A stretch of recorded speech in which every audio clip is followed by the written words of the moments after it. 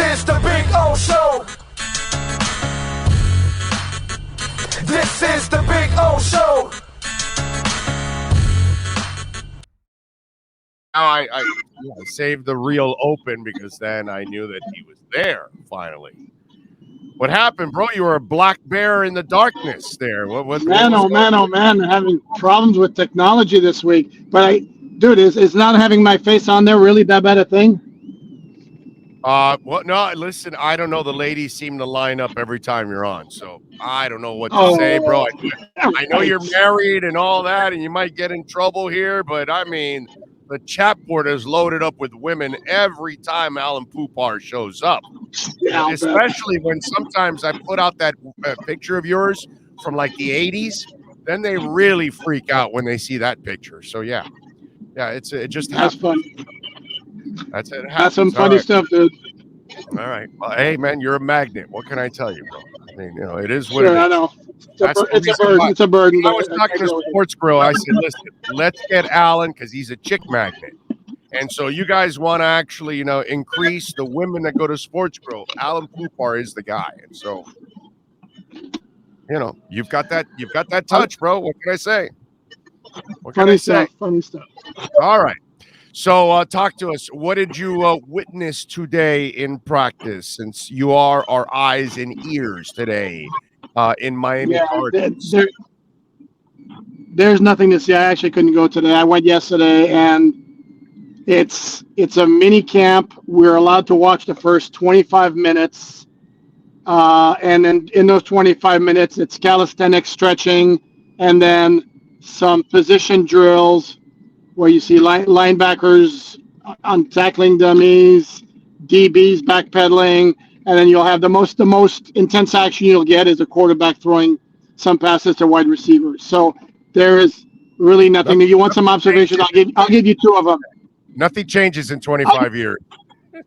No, but sometimes there have been occasions when the rookie minicamp has been open in its entirety, and you still can't glean a whole lot from it. So I'll give you two observations. Is number one, based on the three throws where I was really zoning in on Skylar Thompson, the arm doesn't look anything special. And Channing Tindall, when he came in the interview room to do interviews yesterday, looked kind of smallish to all of us. Those are the two main observations. Okay, all right. Zach Thomas was smallish too. No, Zach Thomas was short, and he was wide. Channing Tindall is not short. He's kind of lean. He'd look more like a DB or a wide receiver than he does a linebacker. He looks more safety than linebacker is what you're saying, actually? Because, I mean, DB would be pretty bad, bro. Well, yeah, safety. Safety is a DB, so yeah, safety. Well, yeah, no, but I mean, safety, you expect a little more meat on the bone there. You know what I'm saying? Correct. What was the name of that Cincinnati safety that was freaking enormous? David Fulcher. Yeah, remember that guy? He was huge. Huge. He was a very good player.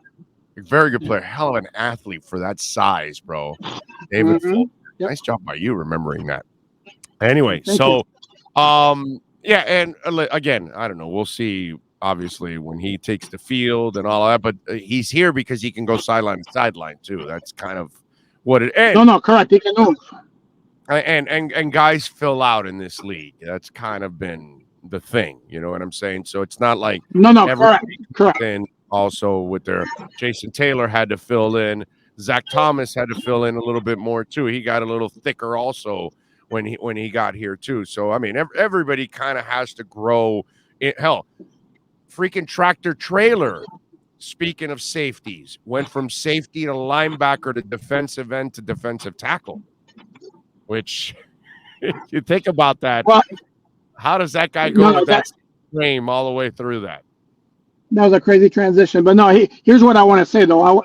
I should have prefaced my comment by saying I'm not mentioning this to be a smartass and say, oh my God, they made a mistake because the guy's too small. I am merely pointing it out because as a bigger observation that you can't really get anything from rookie minicamp, especially with the amount of time we're allowed to watch. So that was one thing that I noticed. He's going to get bigger, and no, I don't think his size as a rookie is going to be a major detriment because what he's going to ask to do when he's on the field is run and chase. So I want that out there as well. And cover. Correct. So I think Correct. He's got to do the things that, and in today's world, you kind of don't necessarily want a real heavy linebacker in the middle because the game has changed. The game's a lot faster. There's a little more speed on the field, it seems like, and it's a lot more passing. So the demands of the position also might be a little different too. In other words, yeah, and they already have their rundown inside linebacker with Alain Roberts. So what they needed, one of the things they were lacking was a good cover third down inside linebacker to go along with Jerome Baker, and that's what Tyndall figures to do as a rookie. Joseph is asking how Tyreek and Tua teamwork, but this is called rookie camp, so those guys aren't there, right? No. It's nothing but the draft picks, the UDFAs, a bunch of guys on tryouts. We will get to see OTA start next week. So we'll get to watch one of the practices next week, and then I can provide a full report on every pass that I may make a point of jotting down and noting every Tua pass to Tyreek Hill. Well, I'm sure you'll note all the passes, not just to Tyreek. So I'm sure you guys will be scrutinizing every single little thing that he does out there. So I'm sure we'll get the full report. All right. Anything else kind of stood out from rookie camp? Anybody? Eric Uzukama. Okay. One guy's not as big. How big is Eric? No, it looks like he's got good size. He's bigger than Tyreek Hill or Jalen Waddle. He's not like a jumbo size wide receiver. How far off from Parker is he? He's similar to Parker, maybe a hair shorter, a hair thicker from what I could see. Okay. So, right. And then the drafted Cameron Good is a lot thicker than Channing Tindall. Right. Oh yeah. Okay. So, all right. And those are your 4 draft picks. But again, we'll see more as the days and weeks and months. How about the undrafted pack? Anything there? Catch your attention? I don't know if you took some notes. I'd be lying. Yeah, I'd be lying if I took. Again, they go. Remember, we were there for 25 minutes with nothing but stretching. There's really not a whole lot. There's nobody that jumped out to me like as my God, he's huge or my God, he's really small. And no injuries that stood out right from the get-go, right? Anybody sidelined or wrapped up or anything right from the get-go? That didn't catch your eye Nope. Either, right? Nope. That's good. All right. Sounds good. All right. By the way, moves-wise, anything else are you hearing? Are they bringing anybody in? Are they still searching for any specific positions? I think they're kind of in a holding pattern right now. Looks like Connor. We spoke to Matt Applebaum yesterday, along with Sam Madison and Darrell Bevel, the QB coach, and it looks like they're moving guys all over the place on offense, including Connor Williams at center, and maybe he winds up getting a long look there. Maybe that's the answer there, and they go with possibly Eichenberg at right guard and Rob Hunter right guard, Eichenberg at left guard, and then with Armstead at left tackle, Austin Jackson at right tackle. So that could be a possibility. My guess is they might revisit. No Connor? No, Connor would be the center under that scenario. Wow. Okay. If they decide. So that's a possibility. That's one way they could go. My guess is they're going to go through the offseason program, develop a comfort level for what they have or still need along the offensive line, and then maybe revisit the J.C. Treader idea. And for him, somebody brought up that point to me, which makes a whole lot of sense. If you're J.C. Treader, who barely practiced last year because he had knee issues, even though he played 16 of the 17 games, are you really in a hurry to sign with anybody right now and put yourself through the offseason program when you're a guy who's been around in the league and where training camp will be more than enough for him to get ready? Probably not. You're right. And you know what? Now that I think about it, it's not like anybody's signing. So it's not like the money's drying up. Whatever money's left is left already. And the kind of salary he's asking for, is very manageable that you can kind of play with it with signing bonuses anyways, right? Because if he's asking for 4.5, 6.5, $7 million, then that's manageable where you can pay half the salary now and the other half's the signing bonus that you break up or something like that. So it's not really a cap crippling number anyway for whoever might be interested. No, and then especially now teams that are doing this thing of signing a guy to a 2-year deal, quote unquote, when it's really a 1-year deal, and they tack on the second year to make it more cap friendly. So, and if you look around the league, there are a lot of big names still unsigned. Jadeveon Clowney, OBJ, Shredder's another one, and I'm sure there are others right now who escape me. So you could see some of that. And right now, since like the offseason programs are in full swing, it could be that most teams are like, okay, let's get through the offseason program, reassess, and then those guys will wind up getting signed either in June or early July before the start of training camp. What'd you think of the Jarvis Landry deal with the New Orleans Saints? It's a great move for them. I love Jarvis Landry as a player. I think he got signed to too rich a contract by Cleveland for my taste for what he does. But the guy's a bulldog. What he does, he's awesome at what he does. As long as you don't over-assess what he does. And that was our discussion down here. Like, we had people that wanted to pay him like a number one. And then those of us that were in the camp, like, dude, yeah, we like him, but he's not a number one. You don't give him that kind of money. I'm sorry. You just don't. And that's kind of the whole thing, because you love the way he plays, the way he sells out. It reminds you a lot of Jimmy Butler, that when he takes the court, you know that he's just going to leave it all out there every single time. But you have to understand who he is. Yeah, complete bulldog. Yeah. And he's a great. Here's the thing: he's a great complementary wide receiver. And then you team him up in New Orleans with Michael Thomas if he ever comes back from that injury, and Chris Olave, their first round pick. That's a pretty nice trio right there. Oh no, I'm with you. It's just Michael Thomas has got to stop being an idiot, bro. Jesus Christ, dude! It's like you've been super diva. Yeah, bro. But if you're going to be a receiver, dude, I want to be a receiver in Sean Payton's offense. I know he's no longer there now, but what I'm saying is, brother, if you're an offensive player, don't you want to play for freaking Sean Payton? Come on, bro.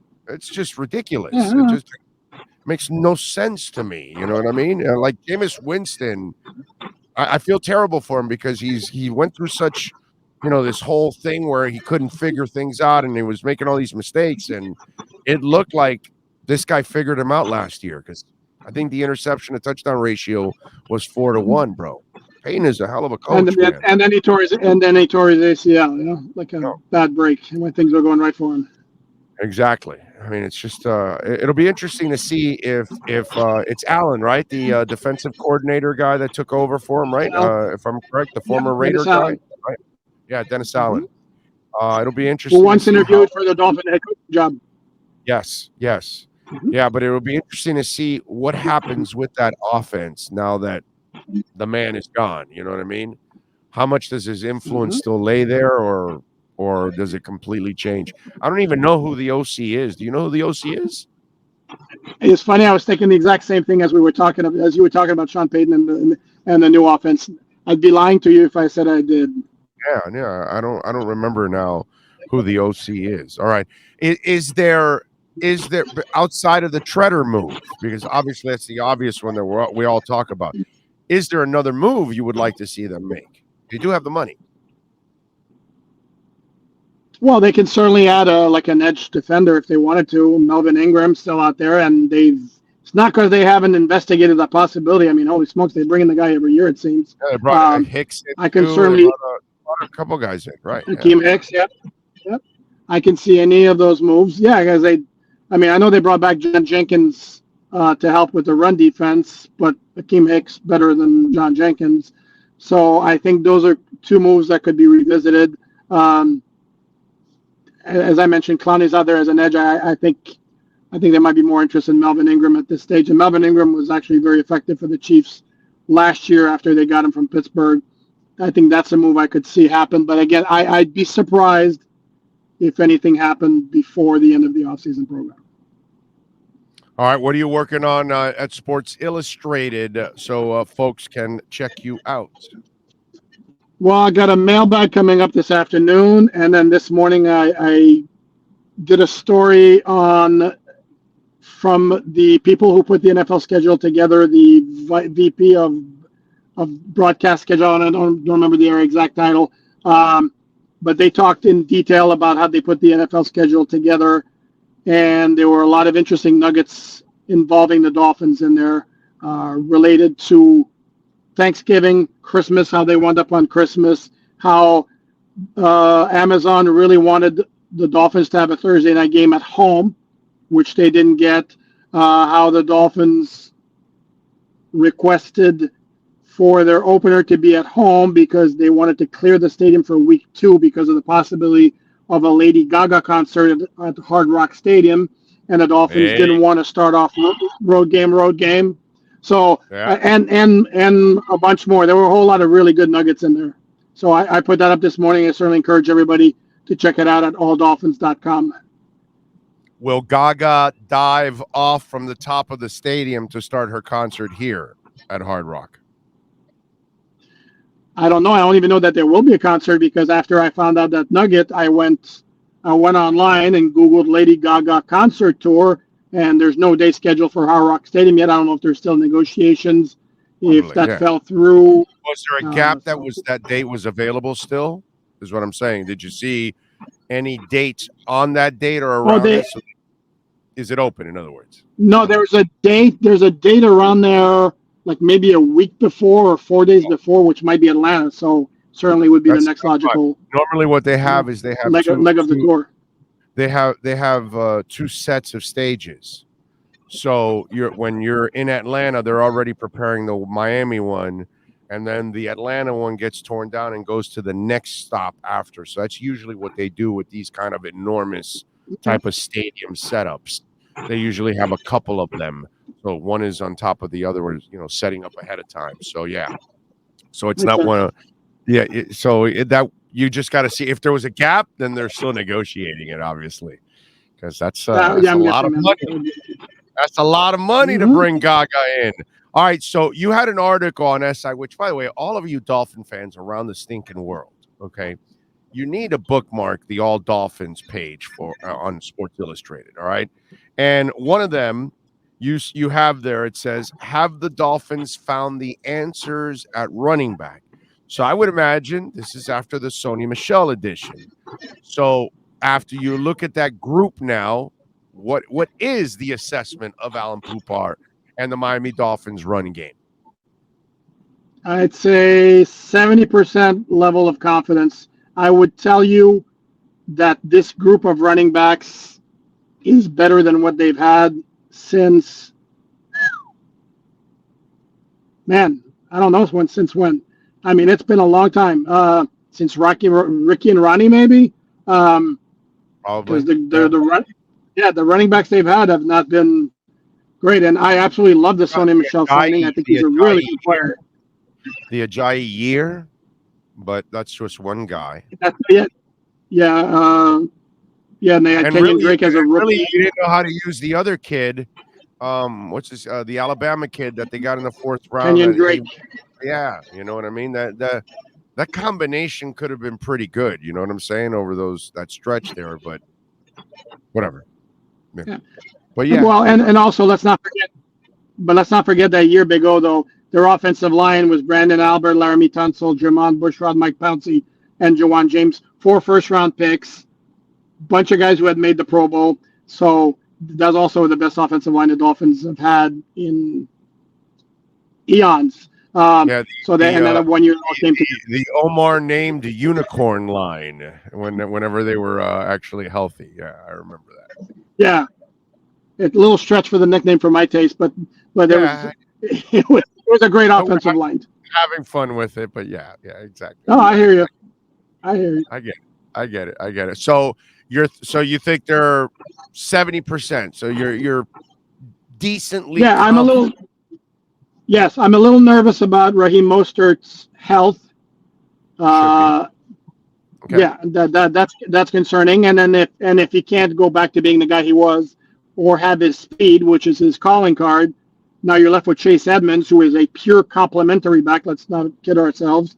And then Sony Michel, who I like a lot, who I think is the best running back on the roster, even though he's the last one to But sign. he's got to stay healthy too, and he's got to hang on to the ball, and he's got to, it's a shame because you're so right. He's so talented. I was a big Sony Michel fan coming out of school, but obviously he has underachieved. Those are the facts, dude. We just can't do anything about it. You know what I'm saying? But it's a real shame because talent that kid doesn't lack at all. He's had spurts. He's though. He's had stretches where he's been really, really good, and then all of a sudden he'll like disappear. But you hope that that he can string it together. But I think the potential is there for a good running game, and of course it helps that the offensive line is going to be better. You have a head coach who's going to be committed to the running game more so than the guys in the past. So again, there's reason for optimism for the running game, no question. Yeah, I'm excited for play design because I think that's going to also give all the players, offensive line, running game, quarterback, receiver, everybody, it's going to give them an advantage because these guys really, Mike McDaniel understands play design, and I think that's incredibly important part of the game because it's cerebrally, it challenges everybody else on the other side without their players having to make an incredible effort. And then that they can then build on whatever mistake they force that defense into thinking. So for me, play design is also incredibly important, something that I didn't think there was any rhyme or reason to what the Dolphins were doing the last few years on offense. And another factor also is going to be the speed you have on the outside, which is going to make defenses honest. And that's going to help the running game. Even Tyreek Hill could have a game where he doesn't catch a pass, but just his presence on the field and the respect that the defense has to give him will help the running game, and he's going to contribute that way, even if he doesn't catch many passes in a particular game. Oh, no doubt. As that safety has to cheat a little to one side, that opens it all up for the tight end and everybody else and Eric Uzukamna and all these other guys to take advantage, and they're all going to have one-on-ones, bro. So that's what this whole league is all about. You're one-on-one, beat your man. Beat your man, get some separation, and boom, quarterback should find you with no problem. So, that's what should be. All right, what are you working on at Sports Illustrated so folks can check it out? You asked me that already, but I'll gladly say it again. Dolphin mailbag this afternoon, and then check out the story I did on insights on the 2022 Dolphin schedule and how it came about with all sorts of really cool nuggets. There you go. And follow him on Twitter at Poupart NFL.